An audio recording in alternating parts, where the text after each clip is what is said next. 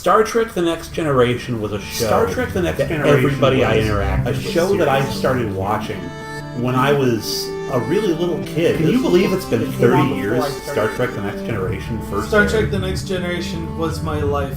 I really grew up with this show. My relationship to how I should conduct myself. It was the escape from reality. Welcome to Next Generation's First Generation, where Patrick Delmore and Sascha Schaudies take a look back into their favorite childhood show, Star Trek: The Next Generation. This is where we attempt to reconcile how we felt as children watching the show and looking back as old farts now in our late 30s, almost 40s. Guests, social commentary, and good old-fashioned shade-throwing on our favorite and least favorite episodes. Here comes Patrick and Sascha. Is that before or after Star Trek? After, because it's going to be the 30th anniversary this year. Mm-hmm. That's why we're doing our commentary on it. We're going to be doing a Christopher Lloyd movie. It seems like every year. And next year we might end up doing two. That's funny. I can't remember if Addams Family is 1990 or 1991, but we're going to probably do Addams Family and Back to the Future Part 3. So. Ooh, da-da-da-da. Yep. Da-da-da-da. Da-da-da-da. Da-da-da-da. I have always thought that Uncle Fester should be a silent character, though. He would have been a good Lurch. Wait, no, the butler was a silent character, though. He talks occasionally, but that's our Star Trek connection. Is the butler is Mr. Hom? Who's going to be in an episode today? Is he? No. And he's in Manhunt. In Manhunt, yeah. Yeah, that's right. Welcome, everyone, to this, the 19th episode of 18th. Season 2? 18th episode of Season 2, Up the Long Ladder, which I have now watched 3 times in the last couple of months, preparing to do a commentary for this, so I have lots to say about this mess of an episode. This may officially have gone down to my least favorite episode of all Star Trek. Sorry to spoil you from the jump, but this is a bad one. You know, it was a real bad one. It's a lot of fun, but in a car wreck kind of way. Yeah. So it's kind of like one of those things when you're a little kid and you see a lot of action and you're like, whoa, cool, flipping cars. And now as an adult, you're like, oh my gosh, I hope nobody died. So it's kind of like one of those episodes, I would imagine. But as usual, we have my co-host, Sascha. Oh, hello there. And our frequent number 3. Hello. Hello. It's Jem, hooray. Oh, yeah, Yay. We like the Jem. And we are on the chapter menu of the DVD for this episode. Oh, yeah, that's right. So prep your pause buttons. We've got looks like a heart rate monitor below, and a picture of Riker and Picard above, and another one of Pulaski and Worf next to that. That monitor on the graphic those are the interesting points in the episodes. Yeah. So it should be totally flat. Totally flat? Oh my goodness. Yeah. Okay. So let's give our countdown. 5, 4, 3, 2, and 1. And there's a great rear entry shot there of the Enterprise. Well, that's the approach the shuttlecraft takes to the... Oh, come on, people. Oh, creepy music. Worf is looking not so great right there. So I was thinking about that. Is he sitting on a cigar? What's going on? He, Hey, you know what, Sascha? Mm-hmm. Klingons do not sit on cigars. Oh, what do they do? I don't know, but they don't sit on cigars. Oh, that's good to know. Yeah. I was thinking about that opening menu with the synaptic readout and the heart rate monitor. I'm like, wait, is that really what a Klingon's heart rate would look like? Probably not. Well, they have 3 hearts. learned. Or not 3 hearts, 3 lungs. So, to bring you up to speed, there is some urgent music, tension going on in the air. Picard runs to his ready room and grabs Riker and says, hey, check out this mystery signal. Starbase research has no idea what's going on, but after about 3 months of research, we figured this is an old SOS. Yeah. And Riker was able to figure it out in about 10 seconds. The way Picard is acting in this, I almost wonder if there wasn't, an adventure that we didn't see where Riker made a dumb decision and sulked about it forever, and Picard and Deanna just decided, like, let's make him happy by, like, showing off and letting him look like he's smarter than Starfleet Command. Let's bring him into my office and be like, hey, are you smarter than a bunch of scientists at a listening outpost, Commander? You sure are. Are you smarter than a 6th grade Starfleet engineer? So they're trying to figure out, this signal comes from the European Alliance, so that is roughly... That's hegemony. Yeah. The hegemony. Let me put the subtitles on this. So is that after First Contact? I believe it is. Oh, well after First Contact. But not before the Federation. It was before the Federation, so it was kind of in that, what do we do with ourselves now, humanity, period. Actually, they haven't figured out about the European hegemony yet. They don't figure that out until they look at the manifest for the ship. But they've gone to the Ficus sector. Vote Ficus. Who had that campaign for a while? The Vote Ficus thing. That's right. Somebody had that, yeah. Ficus is a good plant. Was it Hey Arnold? Was it? Okay, maybe. I was like thinking it was Colbert, but no. Yeah, maybe it was Hey Arnold. I don't know. Maybe it was a cartoon or something. Uh-oh. Mr. Worf collapsed. He's finally collapsed. So Now, the interesting side story here with Worf collapsing is that this is now is this the B story? The B plot? Or is this the C plot? Yeah, it's the B plot that I think they tacked on because they didn't have enough story with the A plot at all.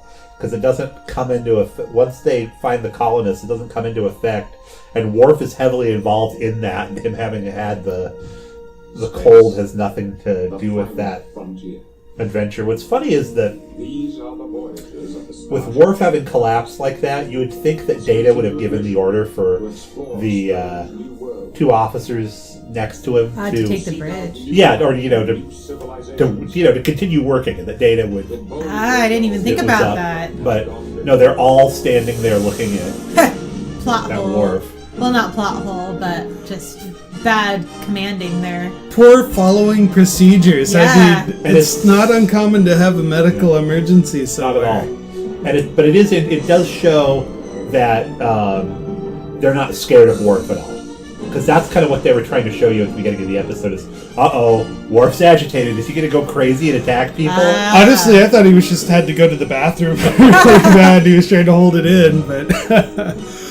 So for intros, this is Season 2, Episode 18.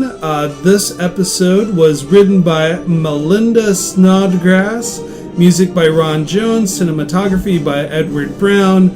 Came out on May 22nd, 1989, so I hope you're having a wonderful spring day in May, and if you don't like the weather, just wait 10 minutes. Yeah. If you're in Washington. Oh, yeah, true. Or unless you're on an island somewhere in the Pacific. Or in Australia. Maybe? So, they have this distress signal from ancient Earth. How the heck did they get out to the Ficus sector? Klingons do not faint. Excuse me, obviously, Worf did not faint on the bridge. And they're trying to figure out what's going on here. So we're taking scans. They're having a great conversation. Now Pulaski's going to do something very unusual here. She's going to cover for Worf. Yep. And the bigger question is, should she even have to tell the captain what he passed out from? Forgive me, I just can't think of another word that... No, I don't think she does, because she knows exactly how serious this is. Although it's funny because here we are in the 24th century, and measles is still something they talk about. Thanks, Jenny McCarthy. You have Rapak Ngor. Rapak Ngor? Worf is looking very... R-O-P''Ngor. I wonder, the second time around, because this is my second time watching this episode, about how he's going on about how Klingons don't faint. Is he saying that matter-of-factly, or is he thinking, only sissies faint? I think it's a pride thing. Sort of. Okay. I mean, it's like anything he does, because he's the one Klingon in Starfleet, is going to get back to the other Klingons. So if they're like, oh, he was on duty and he fainted. Okay. It's just like, that's odd. Like, I didn't notice until this time around how he was just implying that fainting had a negative connotation. Well, have you seen the meme with the giant book that says things Klingons do that Worf says they don't? Yeah. Well, I was just thinking about that meme, and that Worf he's living in an echo chamber where people approach him every day with stereotypes of what a Klingon should be. He has not lived with Klingons. Right. He's been raised by humans, so he's going off of his own playbook on what Klingons should and should not do. And the fact that he had a childhood illness here in his, I would imagine, late 20s, early 30s as an adult, it's humiliating for him, and even says, I can't take this humiliation. Fortunately, Pulaski treated him and gave him a good excuse to the captain. Yeah. So she's basically covering for Worf, which is actually kind of endears me to Pulaski a little bit. Like, I'm really starting to come around to her. Yeah, and you've made that observation in previous episodes too. It's just like she's edgy, but she's compassionate where it counts. Yes. I still don't like the way that she interacts with Data. Like, I find the way that she interacts with Data is very offensive. But and unfortunately, there's no resolution to that perception. Oh, that's too bad. Yeah, we'll cover that in future episodes. So, in the episode right now, they found the manifest for the SS Mariposa. And now, you said that meant butterfly? Butterfly in Spanish. Yeah. I thought Vanessa meant butterfly in Spanish. In Greek. In Greek? Yes. Oh, Vanessa is butterfly in Greek. And Mariposa is butterfly in Spanish. Well, the big question is, as they were loading the butterfly, the Mariposa, they discovered on the manifest a very unusual discrepancy. They had a lot of farming equipment and livestock, and then they had a lot of computers and cell towers and electronic equipment. So the big question now is, But if this was a ship full of utopians, here it is. I carry all this technology. Yeah, why have technological baggage if this is supposed to be utopia? So they're I trying to love figure it out. Data's response to that. Instead of just saying, I don't know, I have insufficient data in which to form a cogent theory. Well, Try saying that the next time your boss asks you a student. I would definitely say that. That'd be hilarious. Well, basically, Data was Google whacked. He was data whacked. Yeah. So now here, go ahead. So we're about to see the Klingon tea ceremony, and we've never seen this before. But Jem, I want to hear your opinion on this tea ceremony. Oh, on the tea ceremony? I was just going to say, like, I thought it was really cool that Pulaski actually did that with him. That it's very meaningful, and I think that it's not something to be taken lightly. And I just really wish that they had expanded on this B plot a little bit more, because this was the more interesting plot to me. And had this been the A plot instead, I definitely would have really been into this episode. It wouldn't have been a throwaway episode for me. Because it's a relationship builder between two very unlikely people. Yeah. And I like the whole test of bravery here. And, go ahead. Well, the tea is poison. It's an experience best shared. And he's going into like kind of the romantic, poetic Japanese medieval culture that they've kind of imprinted on the Klingons here, of where, you know what, we're going to share death together. We're going to have this really strong bonding experience that has consequences to our behavior.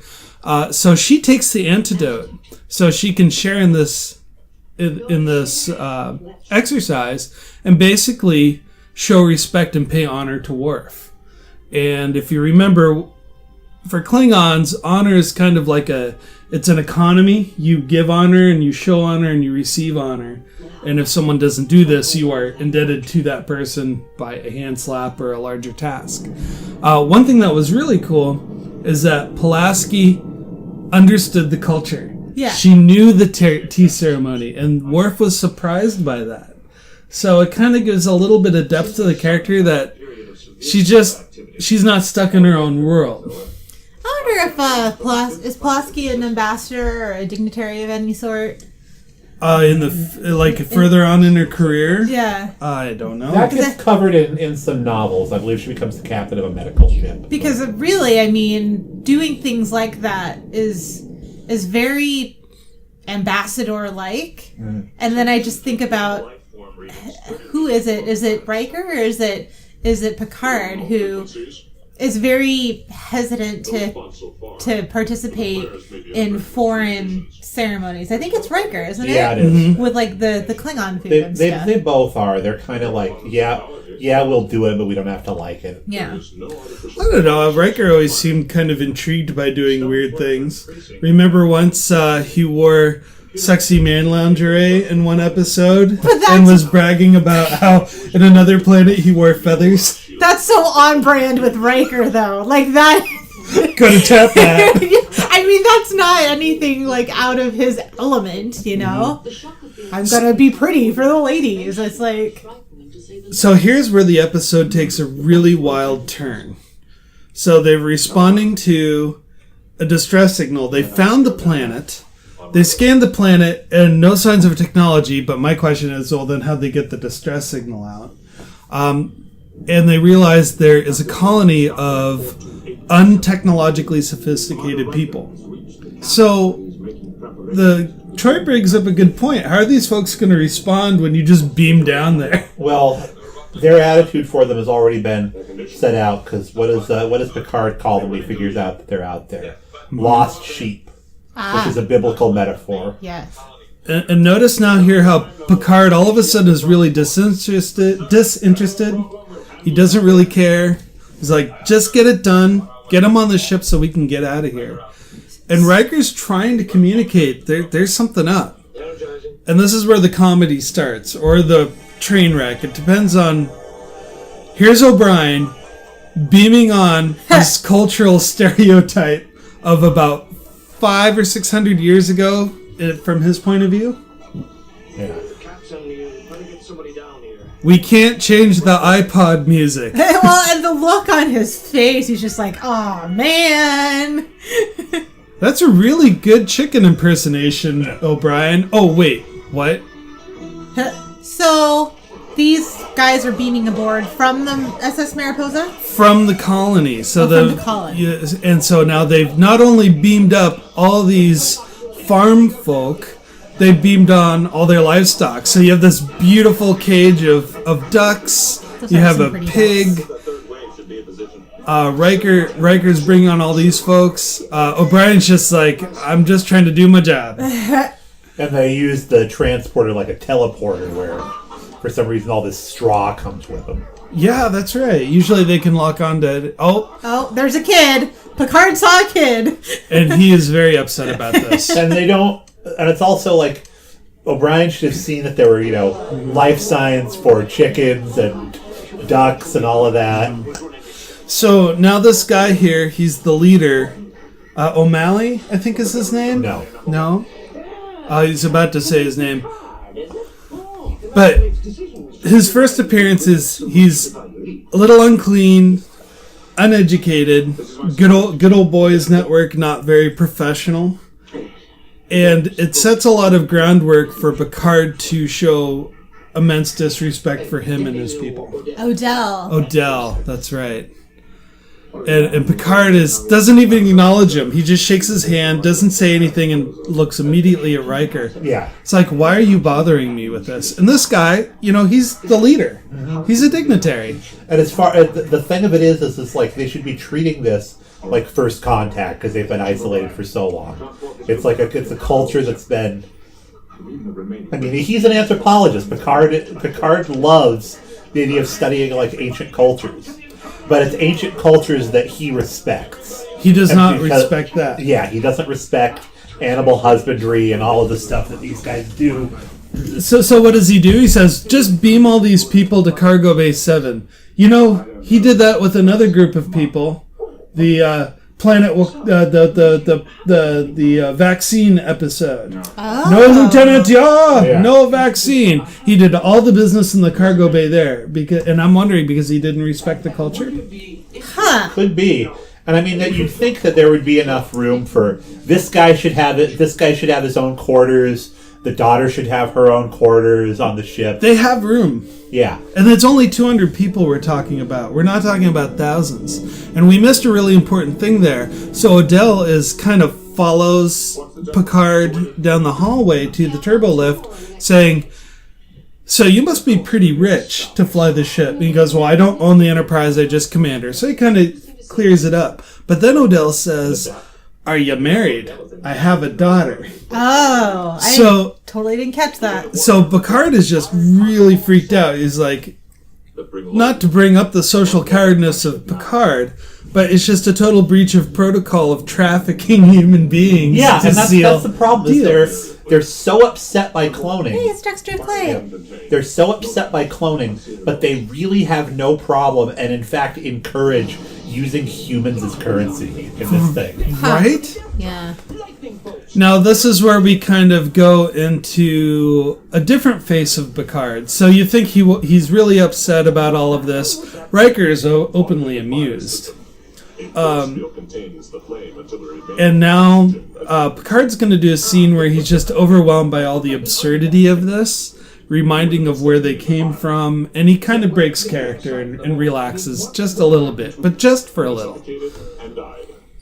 So Worf is also explaining that this fire suppression system would have killed everybody in the room, and it was a good thing we just turned it off.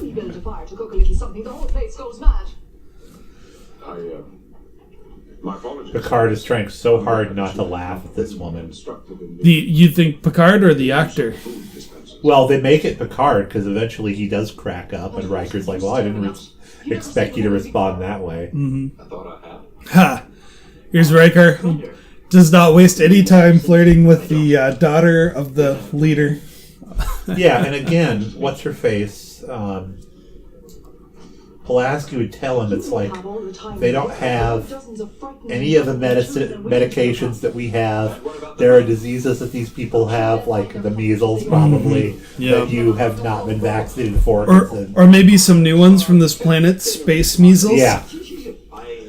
The weasel measles. The weasel measles, yeah. So this is where we start getting into the Irish stereotypes. The only reason why this is barely acceptable is because they're white people playing the stereotypes of themselves. I would imagine that if this was they're just moving something. How long is it going to take to carry this empty? Yeah. I would imagine if this was any other race, there'd be a lot of outrage over the stereotypes that are being played. One thing that's also very interesting is the leadership of the women are very underrated here. And here she's bitching about, guys just drinking and talking business where the women are getting things done. So the big question comes here is what to do with all these people. What would you do if you had a colony of 200 folks? They have so many empty planets they can take them to. True. I'm wondering if they're hinting this whole colonization thing with the Mariposa. So basically, wherever they're coming from is a colony of the Mariposa, or... Yeah, so the Mariposa dropped these folks off on a planet. Because it almost makes me wonder if it's like, well, did Spain colonize Ireland? Because I've noticed just this time around that Odell's first name is Danilo, which is a very Spanish first name. Oh, yeah, there you go. So I just thought that was really interesting, this whole, Spanish-Irish thing. So, for no reason whatsoever, and we're going to learn, she is actually coming on to Riker. Let me show you my ankles. Where does a girl go to wash her feet? So, As the first officer, I feel it's my responsibility. it's his duty. Hey, let me give you the tour. That's the other problem is they don't have anybody officially assigned to be the liaison to this group. Aha. Right? And see, again, I would think that Pulaski would be so much better in that role because she seems to be pretty respectful of other cultures. Mm-hmm. Or Troy would have been a great liaison in this episode. She could do all the social work. Where is Troy? What is she doing right now? She's sitting on the bridge. Oh. Oh, now something very important. So another twist in the plot. Odell said, in all the hustle and bustle, we forgot about the other colony. And Picard was like, what? Another colony?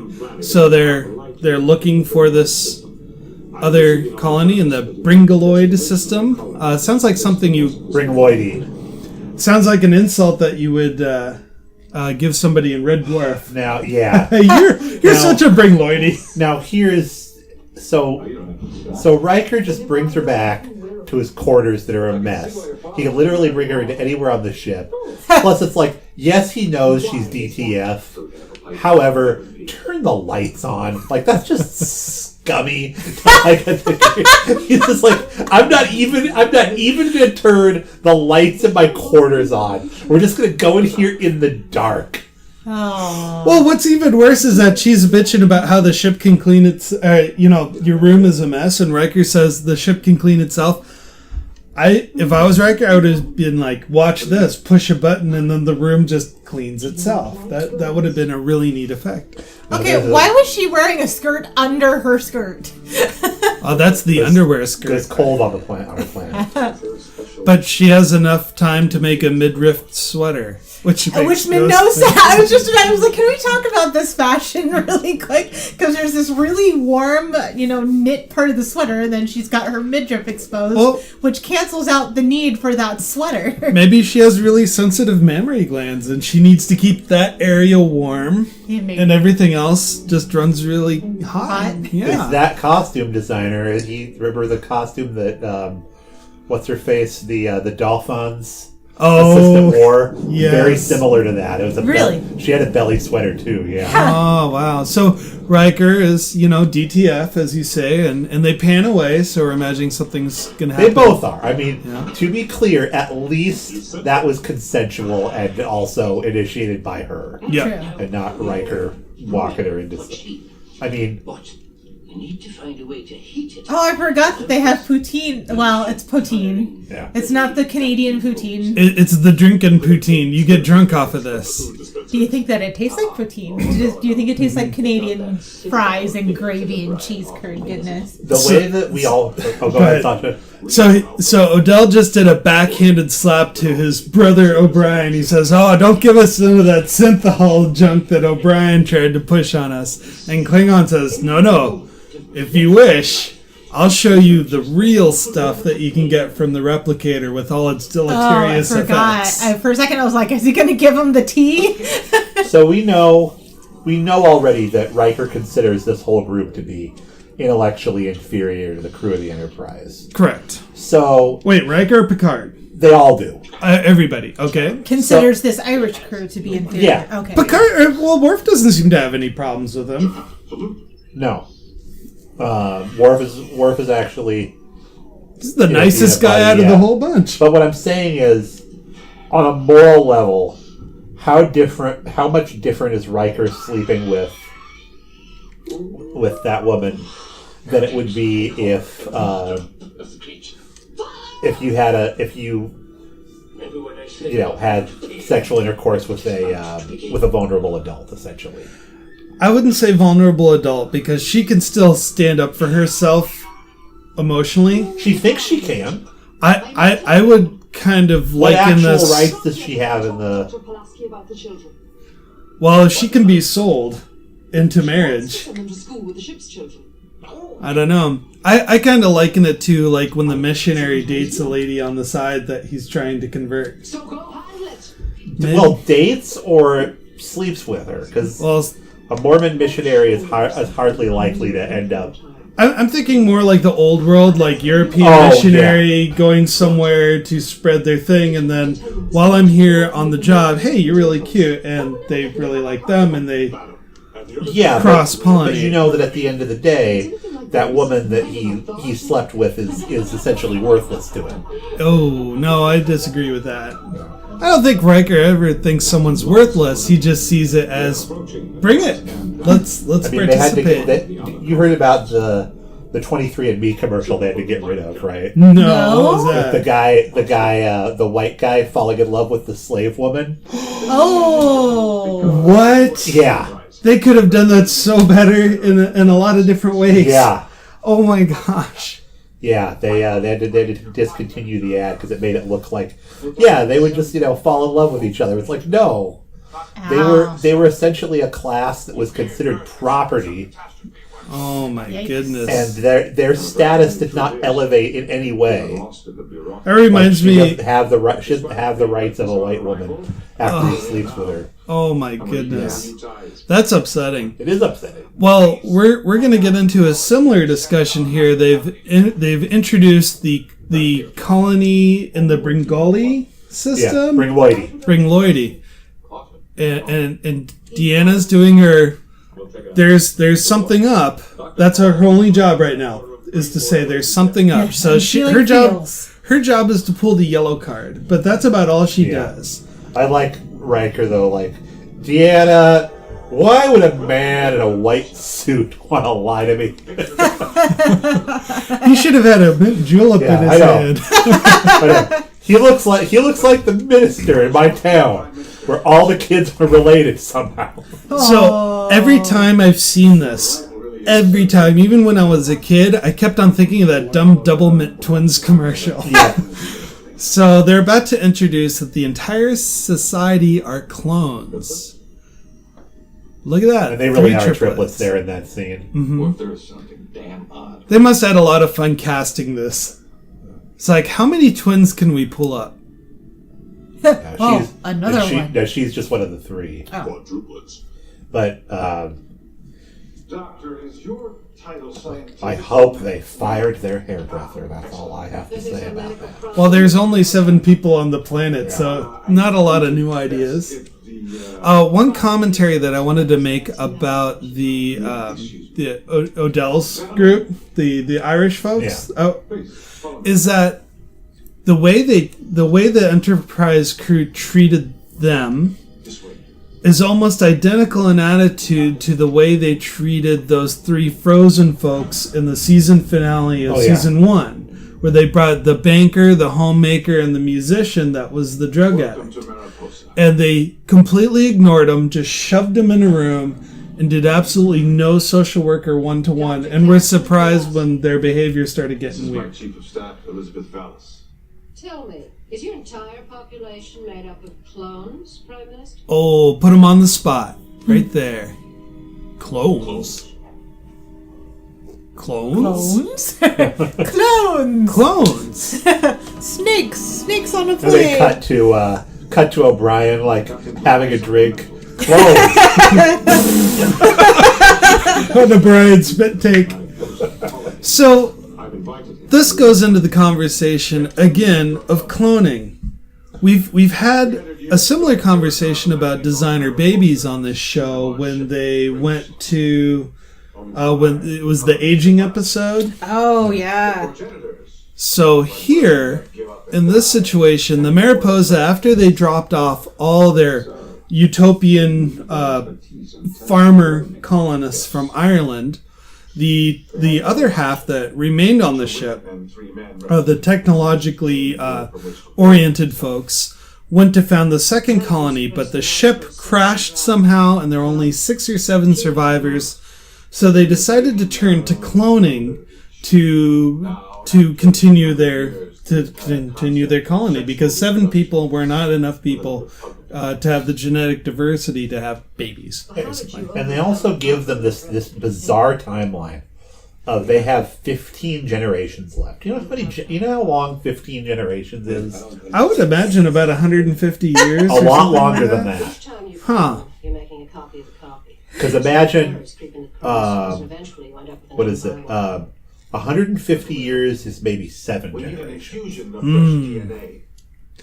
But the need that they're... Oh, go ahead, Jen. I was just going to comment on how humorous it was that Riker's like, what? No sexual reproduction? That does not compute. He's like, what do you mean? You're absolutely right. You hit on a big thing. They're so full of judgy right now. It's like, why would you clone? That's just such a bad thing. But they don't really go into why it's a bad thing other than technical issues that come up when you make a copy of a copy of a copy of a copy. But the Prime Minister was just saying we got rid of the whole sexual reproduction thing because we find it a little repugnant. Yeah, because everybody everybody looks like your mom or your cousin or Yeah. But we're talking about cultural issues here. These are not like live or die consequences. There's nothing wrong with cloning and there's nothing wrong with sexual reproduction. But here at this conference table right now, they are saying, they're basically judging each other.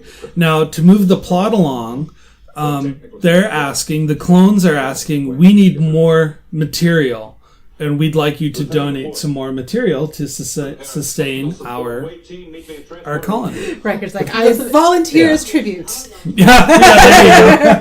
is the thing, is that they say to the colonists, we're super uncomfortable. It makes us really angry, the idea of giving you our DNA. Yeah. To the point where we won't even ask anybody else on the ship if they're interested.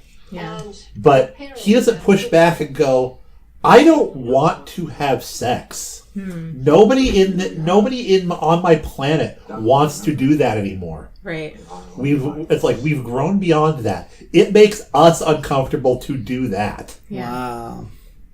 So really, it's the clash of two cultures. The only difference is the Enterprise crew is in a position of power. Yep. Right. And they're in a position of power over both of these colonies. Yeah, they're in a position of absolute power. They're like at a god level. And they comment on it all the time. When they hook the two colonies up, what do they say? It's a match made in heaven.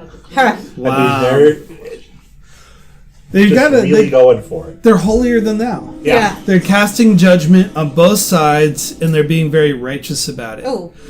The good thing here, what we just noticed on the television, was they just shot Riker and Pulaski.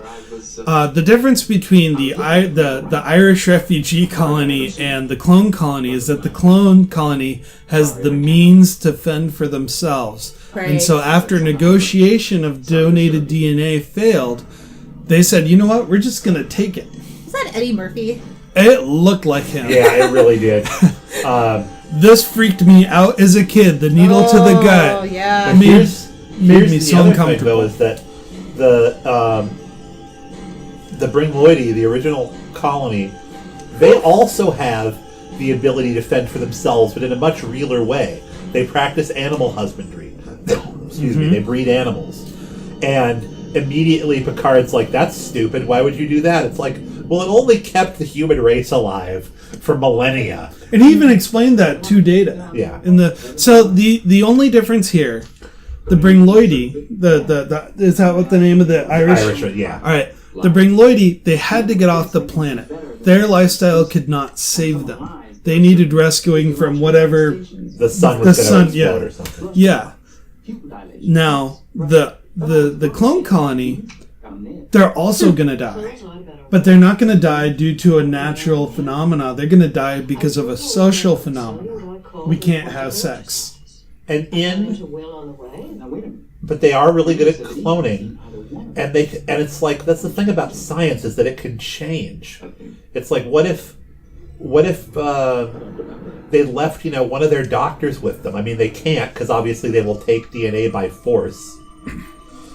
But in 15 generations, that's a long time to learn more about how. Yeah, and well, here's another thing too. We're missing some really important stuff, so we're going to catch you up really quick here. But I want to finish this thought.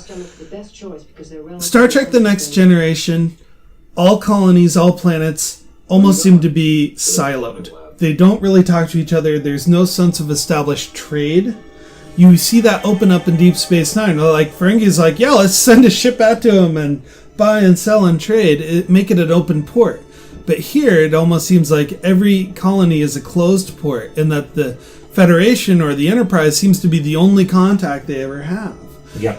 What would have made a lot more sense are the clones to say, put themselves out on market, start trading some of their technology and skills for people who might want to, participate in their cloning program. Yep, and that's the problem, is that the Federation abhors trade on that level. But they're not members of the Federation. They could do what they want. No, but they're from Earth. So the important thing now is that Pulaski and Riker have been shot. cells have been stolen for cloning. They find out, what do? They don't go to the captain. They go vigilante mode, beam down to the planet, and murder their own clones. Is that okay? Would you kill a clone of yourself? Right.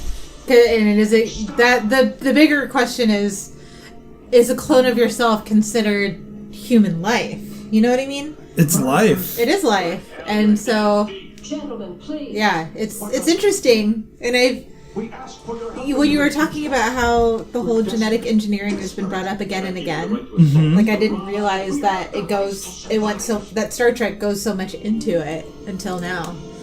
Well, remember in Deep Space Nine, for those of you who watch a lot of it, killing your own, they even say it, and I quote, killing your own clone is still murder. But that could have been litigated because of this. Would you murder your own clone? No. I would not. No. Even if it was stolen from me, I could, but that's my own personal values is I can't harm. I can't do harm on somebody else. And that clone has its own perceptions, its own feelings. Well, the other question then goes into, well, would you murder, period? Like, if you, I know you can't say for sure because it's hopefully never happens, but, like, if you saw somebody murder your wife, in cold blood, would you want to go and seek out revenge? So if you're a clone, what if it was your clone that was the murderer? What if your clone murdered me? Would you want to seek out revenge on that clone? The crime of passion, basically. Boy, I don't know. Like, do you view your clone just like any other human being? Or do you just say, okay, it's life and I'm not going to murder it? So here's the counterpoint to that question. Picard looks down on the Bringloidi and looks down at the clone. So using that logic, yes, I would murder that clone because they're lesser than me. Right. The difference is, me as an observer of this episode, I consider a clone life and an equal. And now here we're going into the match made in heaven argument. Did you want to talk about that really quick, Pat? No, just another reference to them playing gods, and then of course they're gonna they've called the Brinloidi breeding stock. They've completely dehumanized them. Now, this is the thing. It's I'm sorry. running a cloning farm is really not any different than Don't you understand? animal husbandry. It's just asexual reproduction versus sexual reproduction. So what the Enterprise is saying is that sexual reproduction is the morally right way to go about things. Yeah. Not only that, but non-monogamous sexual reproduction. Yeah. Which kind of makes me wonder, as if one of the writers thought, how cool would it be if I had 3 or 4 wives as an excuse to repopulate a planet? This was written by a woman. Okay. It's Snodgrass. All right. Oh, that's true. I didn't even think about that. I take that back. So now we have the two sides talking to each other, and they don't like the idea of reproduction via sex. And the Bringloidi does not like the stuffiness of a technological culture. That's at least how I'm seeing this. Like a technologically advanced culture? Oh, well, yeah. And they don't know anything about It's not so bad. about what these guys are doing with the cloning. I mean, they could ask them, especially because they're selling. Pulaski and Picard are selling children into sexual slavery right now. Procurement. Whereas they could also go, hey, are you guys cool with giving him just your DNA to stay on their planet? That's all you got to do.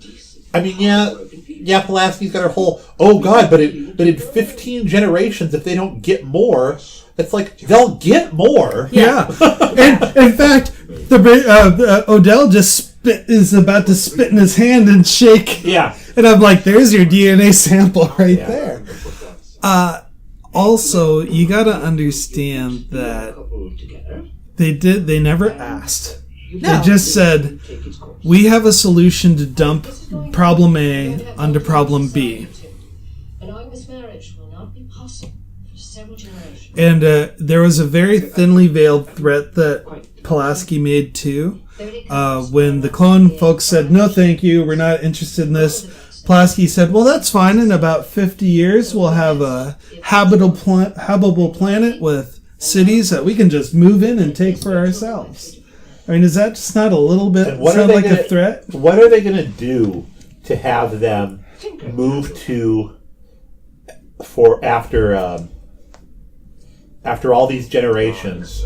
I love that she's got that exact number of 15 for that's when you need your new infusement of DNA. But it's like you're going to be non-monogamous for all this time, and then suddenly somebody's going to have to come in and go, now you're going to be monogamous because that's normal. So they made the deal. They're about to shake on it, and the Bringloidi are going to move in with the clones. And the first thing he wants to do is pick out his 3 women.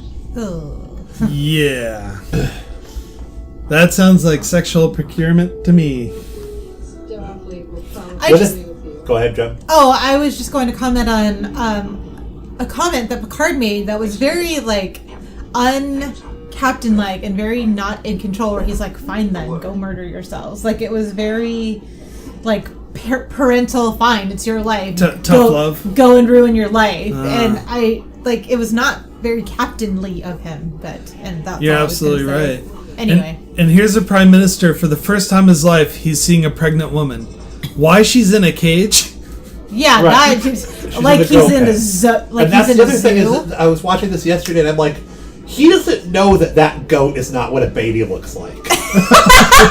Like, oh my gosh, is that what happens when you reproduce? Can you imagine, like, educating, like, the little kid clones on that planet that we didn't see? Well, it looks like they get cloned as adults. That's the other weird thing. How has the Prime Minister never seen his people? Yeah. That's what I want to know. Well, no, he's seen his people, but he hasn't seen these folks. Yeah, because they're on 2 different planets. His clone was one of the people or the guy he's cloned from was one of the people on the original Hundreds of years ago. Yeah. Got it. Now, here's something really interesting. She's unhappy with the deal. She does not want to have lots of babies. And now the one saving grace is Picard says, well, if you don't want to go, we can drop you off. We can take you somewhere else. But that guy over there, he's a prime minister. Yep. And he also, I would have felt a lot better about this if it's like, obviously we can't make that decision for your children either. Yeah. And we hope that you don't. And we're going to have a liaison from the Federation there to make sure nothing like that happens. So, yeah. Yeah, definitely needs a social worker component. Yep. Here's the interesting thing. So now she's kind of liking the idea of being married to a politician. You know, so she's obviously been groomed to seek out men in power.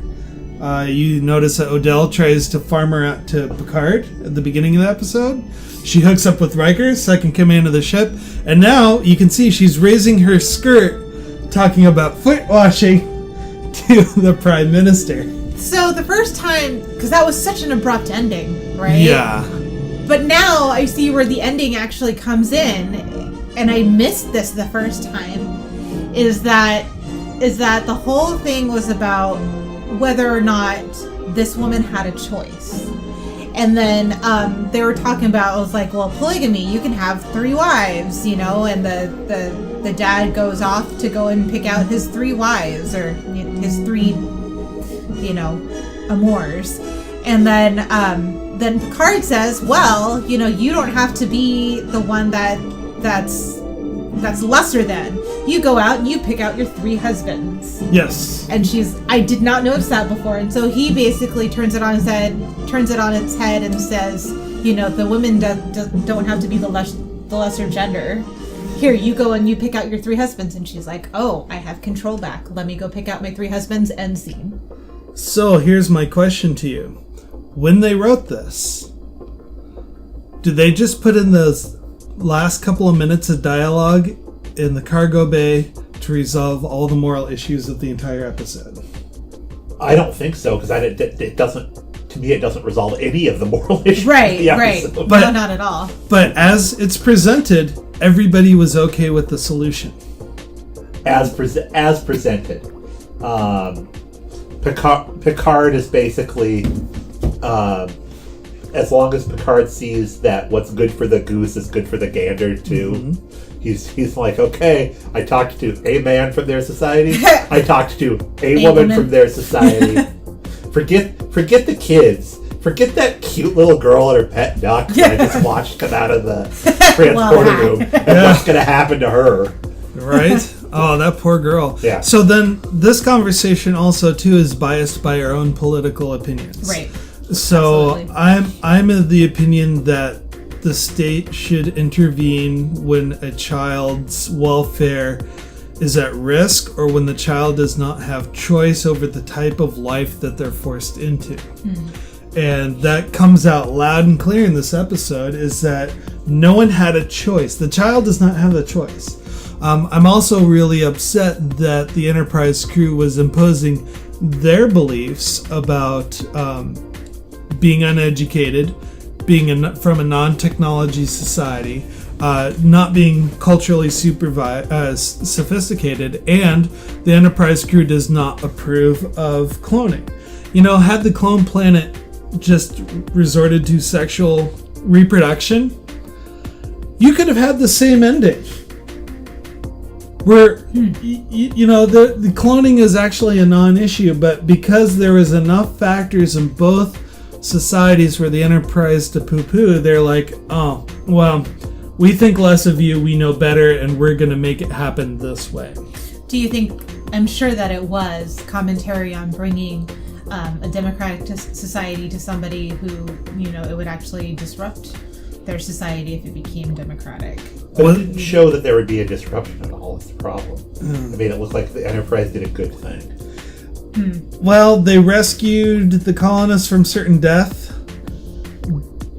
So that's a good thing. But then they committed untold generation to servitude.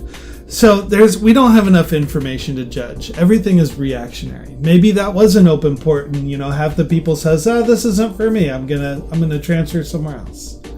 But it seems like a closed port where you're stuck in the society until the Enterprise decides to come back. And we see that again in the episode called The Masterpieces Society. Do you remember that?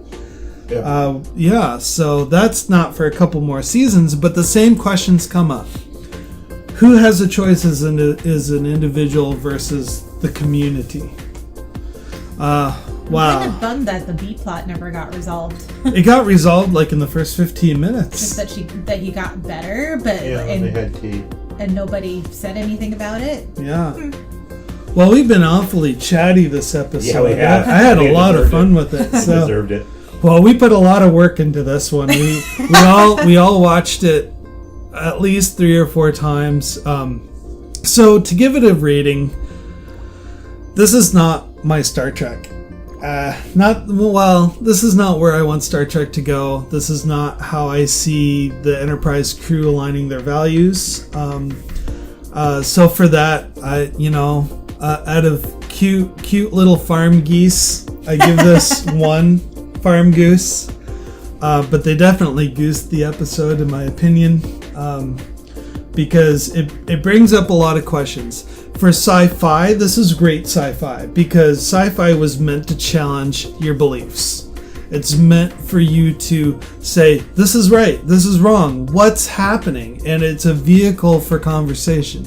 So, I mean, for that, I give it 5 out of 5 clones, because it had a great conversation about social commentary. But it's just for Star Trek now. This was just because the Enterprise was acting out of character. Had they stumbled upon a Ferengi trying to barter this deal, it would have gone down completely different. I didn't even think about that. Yeah. Yeah, I could just see Riker like, these are people! You don't sell them! And how can you do this? Yeah, and the Ferengi would be like, what? They got what they need? Yeah. And they have what they want. So why wouldn't this be a problem? So it's from where you're sitting, it's an objective view. So I don't know. How do you folks feel about this episode? Jem, I'll let you go first. Actually, the second time around, I give it a higher rating. Last time, I think I gave it a 1, and the only saving grace was the B plot. But now seeing just the social implications and the commentary that went down in this episode, I thought it gave it a little bit more interest. And I found the things that I happen to find value in Star Trek episodes as far as human commentary and all of that, not so much all of the techno babble and, you know, spaceship babble. So I find it kind of interesting. So I think I'll give it 2 midriff-bearing sweaters this time around. Not goosing? Not goosing. Midriff-bearing sweaters. Very cool. Yeah, so the Worf and Pulaski story is great. Like, if I stumbled upon that as, say, a deleted scene, like if somehow that whole thing had to be cut and I found that, I would love it. I would absolutely love it, and it's great where it is. Again, as far as the rest of the episode, Sasha's right. It is really good sci-fi. It just should have. It's just too bad that the downshift isn't shown. That we don't return to that space. Yeah. And thankfully, and just because the selling of children into sexual slavery is implicit and not explicit. Yeah. It only gets one baby goat that might be for me. How interesting that we all picked something from the Bring Lloydie. Yeah. That's true. A goat, a midriff sweater, and a goose. That sounds like a joke. And the man that looks like Eddie Murphy walk into a bar. Now I need to know if mercy. that actually was Eddie Murphy. It's not. I've looked it up. It's not Eddie Murphy, and it is not Charlie Murphy either. Well, that just about wraps it up for this episode. Up the Long Ladder. This is definitely a lot of fun recording this episode. So we hope that you had just as much fun listening to it. We have an email address, nextgenfirstgenpod@gmail.com. If you'd like to provide commentary of your own, we will read those comments on the air. Other than that, please hang out for us. Our next episode coming up is Manhunt. For you, you'll have to wait probably about, I'd say 2 weeks. That comes out June 19th. For us, it will be a matter of mere minutes because through the magic of radio, we're going to be recording this. Yeah, right? we may have a commentary for you before June 19th. Ooh, yeah. We're trying to cobble together our Shore Leave series again. We're hoping to review a number of movies to give you some kind of content during the break. What were some of the films we were thinking about? Oh goodness, what are we gonna do? Star Trek V. Ooh. Back to the Future Part 2. Yes. Tim Burton's Batman. Oh. Pet Cemetery. Yeah. I've never seen that. It's fun. I just bought it on the Blu-ray, so be able to watch that. And then, of course, Indiana Jones and the Last Crusade. Oh my goodness, we're going to have so much fun. Wow. Okay, well, with that being said, we're going to sign out and have a wonderful day. What about artificial uteruses? Oh no. Next time on Star Trek, The Next Generation. Counselor Troy's mother is on a manhunt for a new husband. A betazoid woman, when she goes through this phase, quadruples her sex drive. Now, Picard's hiding in the holodeck to escape wedlock. Perhaps we should consider my alternate plan. Riker is the next man she hopes to seduce. Married until death us do part. On Star Trek, The Next Generation.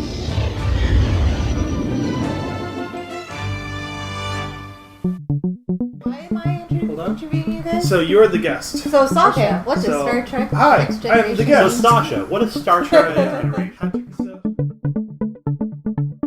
Seek us out at Next Generation's First Generation at iTunes, Google Play, and YouTube. Music credits include Electric Car by Poddington Bear, Broke for Free, As Colorful as Ever, 71017 by Vortex, Drops of H2O by Jane Lang, Star Song by Lee Rosevere, audio engineering by Sasha Shouties, chief meme maker and episode cover credit goes to Matthew Kirshner. Logo and graphic art design credit goes to David Clawwitter. And special thanks to Patrick Delmore for working with other podcasts to make sure the good word gets out. Do you have a podcast that you think people should be listening to? Send us your promos and we'll play them on the show. If you'd like to email the show, you can email us at nextgenfirstgenpod@gmail.com. I've been Patrick Delmore. And this is Sascha Shouties. Thank you very much for listening and have a wonderful day. Good night.